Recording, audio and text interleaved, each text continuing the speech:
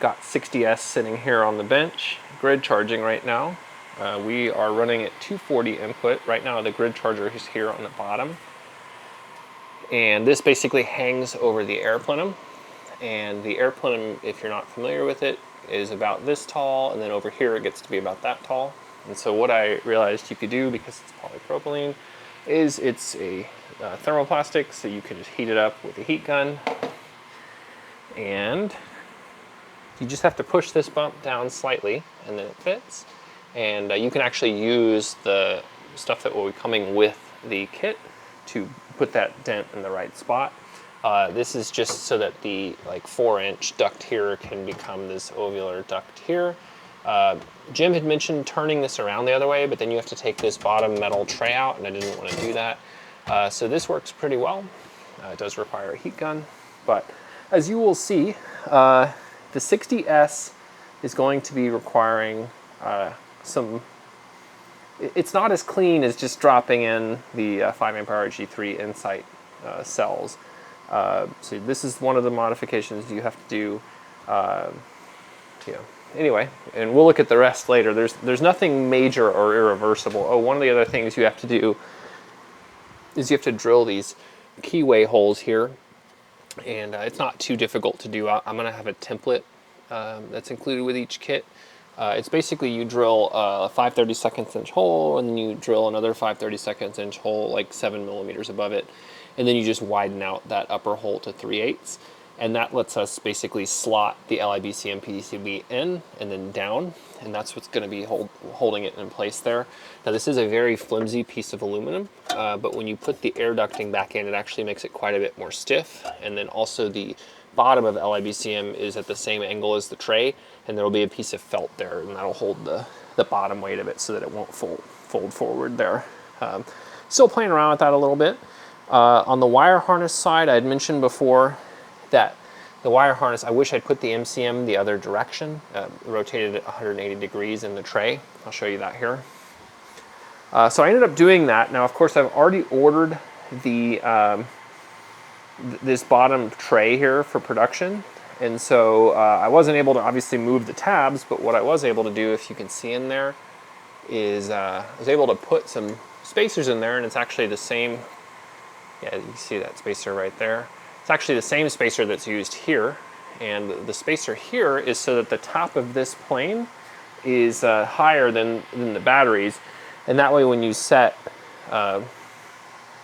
stuff on top of it, let me grab something non-metallic, just because I have that one cover off. You can see that this top cover here, it gives you several millimeters to the top of the cells. I don't know if you can see that. There you go, you can see that there.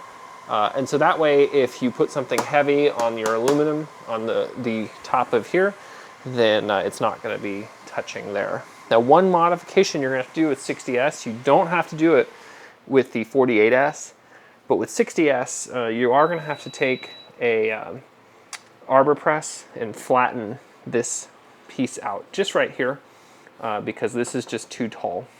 So that is another change you're going to have to make.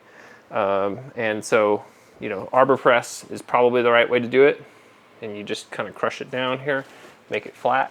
You're not going to lose any rigidity because this is going to be sitting right on top. You can actually see, so I drove around with the pack for a little while, and you can see that the tops of these bolts, so there and there, for example, are hitting right here. I previously had 2 tall bolts there. So they do hit a little bit right there. Over in the middle here, they don't, even with weight in the car. I've done shopping and whatnot.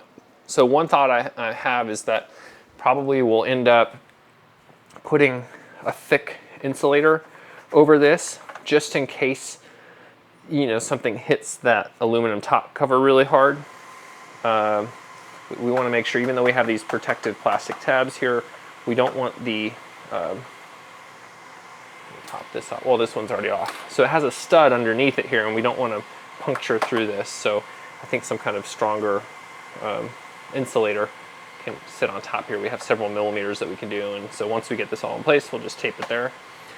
Now this right side here, my original goal, or my thought had been, I'm going to put all of the ribbon cables. You can see I have all of the 60S ribbon cables here. But really there's only a couple of inches, probably not even. I think it's something like 35 millimeters. It's getting a little bit crowded. So fortunately this PCB, if you look at it here, it has the same connector with the same pinout on both sides. So I was just trying to give myself some leeway here if I needed to move them. And I think what I'm going to do, and I've started to do it here already, is I'm going to move probably these top ones. Maybe the bottom ones? Yeah, it'll be the top ones because the bottom ones are impossible with the MCM there. So I'm going to probably move these top 3 balance guys over to the other side. Even though it doesn't make a lot of sense, like, you know, this guy right here is 6 inches or whatever. Moving it over here is going to make it like 20 inches. But I worry, and I'm going to try, but I worry that this is just going to be too difficult to install because of the very limited space over here. I probably should have moved the tray slightly more to the left, but as you can see, there's not a lot of room to move it left. So anyway, yeah, grid charger cable, you know, the grid charger again I mentioned is underneath here. Right now at 240 input, we're doing 4.5 amps input and about 4.77 amps output. So anyway, we're looking at that. It is looking good.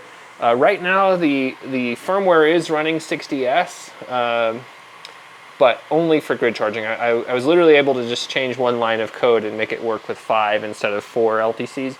But making it actually drivable with 60S is going to take a little more work. I'm going to have to make some different voltage profile curves.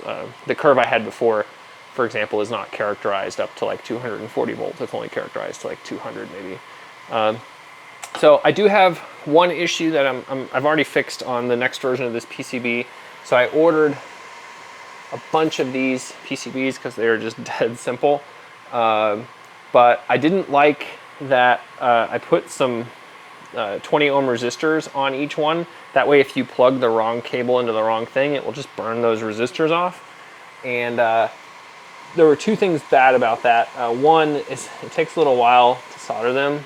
I was thinking, well, I'll just throw them in the pick-and-place machine, but then I have to get a stencil, and then I have to use the reflow oven, and it's only 13 parts. And so I did these 5 boards with 20 ohm resistors, and the problem you run into, and I don't know if you can see it here, is that because let me turn this ISO down, see if that's enough. Maybe I'll turn the brightness down too. There we go. So let's turn the auto scroll. In fact, I actually put it in here. So you can see the cells highlighted in yellow are appearing to be too low, so quite a bit lower, so like 3.5 volts versus 3.16. And the problem is that the LTC IC is actually powered by the negative and positive most terminals on each IC, so cells 1, 12 plus, 13 minus, 24 plus. Anyway, and so that's actually, this 20 ohms is causing quite a bit of measurement error. When the LTC is actually measuring, which is very, very briefly, it's actually pulling something like 40 or 50 milliamps. It's very, very high to do all of that ADC math and have your reference up, etc. So anyway, it ends up causing quite a bit of error here. The reason that this cell and this cell are not errant is that they are not technical reasons. I'm just going to gloss over them. And then this whole battery here is just at a much higher voltage. This would take, more than a week probably to balance these modules out. I kind of just grabbed them off the stack. In regards to the stack, here's the massive number of modules that I have. And I did talk with Battery Hookup. Their customer support's been great. I initially emailed the wrong email address, so I was kind of annoyed that they hadn't responded. And then when I looked again in the sent message, I was like, oh, wait, I sent it to their do not reply email, which derp. So anyway, yeah, they've been really good. And it turns out that they actually want all of the damaged modules back. There's a few of them that I can't legally ship because you can't ship like severely damaged lithium modules. So anyway, we're still working on that, and they're gonna probably send me some more too, so I'm gonna wait to send the other ones back. These are all damaged modules, but these were the least damaged of them. I think it was something like 15 or 16 of them were really, really, really damaged, so I wasn't gonna use them at all. But then some of these I was like, well, I can prototype with these, that way if I accidentally pull the voltage down or whatever, I don't actually care. But anyway, then they replied, of course, back and saying they wanted them all back. Yeah, so that's fun. They are getting more modules. They told me it was going to be in a few days. Let's see, other things. This grid charger, because it's pulling so much more power, things get quite a bit hotter, and so I'm going to actually change the firmware back to where the fans run when the grid charger is on, because this heatsink here without airflow gets really hot. It's still within its limits. It's rated to 150 degrees C operation, but you really don't want to operate up there. We were operating at room temperature in this garage, which is air conditioned. We were operating at 100 degrees Celsius in 23 degree ambient weather. And turning these fans on actually brings the temperature down to like 45 degrees C, because the air is not stagnant. We're actually having linear airflow over the, or I guess it's laminar airflow, over the heat sink there. And it's not quite laminar actually, but anyway, details. One other thing I did is that I flipped the 8-position connector down on the LiBCM PCB. So typically the wires, let me see if I can get a better view of this. Typically, if you're familiar with LiBCM, I can't see anything. I guess I'm blocking light. Typically the wires come through this hole here because the connector is on the other side, but I moved it over here because it makes it much easier to install these wires. Remember that the LiBCM actually hangs off of that aluminum front plate in the IMA bay, and this right now I just have washers, but this will be the standoff of the correct length. I just need to order it. I'm still playing around with that. Yeah. Anyway, this connector over here makes this a lot easier. I haven't hooked up these DIM leads yet. This just lets it control how much current the grid charger is outputting. Yeah, and then the grid charger doesn't actually route through here anymore because the grid charger outputs too much current. So the grid charger plus and minus will not connect here on the larger grid charges. Instead, they're going to have an external diode here. Sorry, I blanked on that. And so basically here's our positive, and then it's gonna come around. I haven't put the jacket on this yet. It's gonna come around and plug in to the positive, which is, well, actually the positive's here. It's gonna plug into the grid charger positive, which is right there. So here's the grid charger negative, positive, and right now I just have this current sensor on here, and I'm measuring the voltage across this diode. This is actually gonna change to a TO220 case. This is a diode that I pulled out of something when I was probably like 10 years old. I used to just like keep all of the components that I could find, and this is a 200, I think it's a 200 volt rated diode, and so we're actually running it a little bit above its voltage rating when it's in reverse biased, which typically is just going to increase the leakage current, and typically it's going to increase it a lot. It'll ramp up very quickly. It seems to be working just fine. All we're trying to do with this reverse bias diode is that when the grid charger is unplugged, we're not powering the feedback circuitry in here. This is something where on the original LiBCM beta testing last year, or I guess alpha testing last year, I did all my measurements and I was like, okay, we're pulling X current, and then when I put it in the car, it was actually pulling 10X current, and it turns out that the feedback circuitry in here when it's unpowered pulls quite a bit of power. In fact, even when it's powered, it pulls quite a bit of power. Still very small, it's like the difference between 300 milliwatts and 3 watts or whatever. So anyway, that's why you put a blocking diode. There will, of course, be a fuse. I don't have it right now. So kind of a little bit sketch. I'm not actually throwing this in the car today. I'm waiting for a DigiKey order to come in that has the correct TO220. It's a fully insulated TO220. I'm probably going to attach it to the bottom right here because it has a 3000 volt withstand voltage, whatever. It's not a typical metal tabbed TO220. Anyway, so that'll let it cool. This is actually sinking right now, probably close to 4 watts in heat, joule heat. And yeah, I guess that's about all I got. I guess one other thing, the high current 120 volt charger is going to be pushing quite a bit more power. So even though this is already doing around a kilowatt, whatever, 4.5, do some math here, times 240. So yeah, this is right around a kilowatt that it's charging right now. This is not a grid charger that I'm actually planning on selling. It was the 240 volt only option, but the feedback was exceptionally, we want 120, so I got it. So let's look at that guy. He showed up today. This is the better grid charger. It's actually a brand new grid charger. It just came out, or it's not a grid charger, it's an LED driver. That's a bug I'm working on right now. I think it has to do with 60S. I'm logging that whenever it happens. So anyway, this is the new grid charger. You can see it's actually smaller in pretty much every way. It's slightly shorter in length. It's definitely shorter in height by probably 8 or 9 millimeters. And then it's slightly less wide as well. The one difference though is that this grid charger is not fully enclosed. It is semi-potted though. So we are gonna get our vibration resistant stuff here. You can see that they've actually potted it to just up into a tray. That's really good for vibration stuff. Now this guy is designed for constant voltage mode, but you can basically pull this guy out and repin it. I actually bought these. I'm waiting on these connector parts too.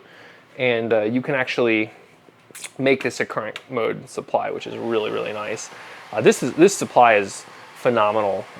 I definitely geek out about power supplies or whatever. This is a very, very well designed, at least on paper. I just got it today. I haven't actually tested it in any way yet. But what I was saying is that this is not fully sealed. So this is a fully sealed IP67 power supply. So no dust, no whatever is gonna get in there. This one is not, but again, it's semi-potted. So we're not gonna be getting stuff on like, a resistor and the feedback, because that's all buried underneath, a centimeter of epoxy or this rubber silicon mold. This is a silicon. But anyway, yeah, this will be hooked up, but there's actually gonna be exposed high voltage underneath. So if you were trying to remove this and not following directions, you could actually expose yourself to these high voltage terminals. Now, you wouldn't be able to lift this out of the car. And also with this blocking diode, there's a big safety factor, because this is going to keep that voltage from getting to these terminals when it's unplugged. But there are going to be more high voltage stickers with this grid charger here. I'm not going to have this in Frederick next week or whatever. This is going to be what's going in there, just because I just got this and I'm not equipped yet. I don't have any of the parts, and I want to get this back in the car and make sure it works before I drive 500 miles away. Anyway, I'm very impressed with this. This is going to require a bracket. The bracket I have right now, this grid charger is just long enough that I can just drill countersunk holes and then screw these countersunk bolts in to hold it in place. This one's just a little bit too narrow. And so you can see right here that if you were able to capture it, it would just be barely, it probably wouldn't be safe. So there's two options. One option is I can get a slightly longer L bracket here, which is probably what I'll do. This is a 1.5, I believe. And if I go up to like a 2, maybe a 1.5 by 2 inch, then it will fit. But then of course there are the smaller grid chargers. This guy here, for example, this is the fast grid charger for the 5 amp hour. You can see that this guy's got a long, long way to go. So I think probably what I'll end up doing is just make a bracket that can mount any of these grid chargers, because again, we're not going to be shipping this one. It's only 240 volts, and actually this one has a higher voltage output at 240 volts than this one does. So yeah, I'm just going to make a bracket that probably just spans across here. It'll mount to either these countersunk holes that I put in, or if I make the bracket slightly longer, then I can actually just mount it to these holes. But there might be some assembly inefficiency. One thing I've already noticed is that you could put this nut in. That bolt's not actually secure. You can see it moving up and down. But this one over here, once you get in the car, is going to be pretty much near impossible to put that bolt in. So either we'll need to install this bolt upside down and then hope there's enough friction to tighten it and put the nut on the top. Haven't quite figured that detail out yet, but those are very small details to figure out. One obvious thing would be to get some PEMSERT nuts and press fit a PEMSERT nut on the bottom. So I'll look into doing that. I'm going to be making these brackets myself, because I can order this angle bracket to the exact right length, and then all I have to do is drill 12 holes in it. I'll just make a template and I'll just be able to blow this out of the water, make 100 of them in a day. Anyway, long video, almost 20 minutes. Wow, that's it for now. I'm gonna hopefully get it in the car eventually. I am gonna have to take all of the PCBs back off and short all of the 20 ohm resistors out for the issue I mentioned earlier. But yeah, as always, thank you for watching.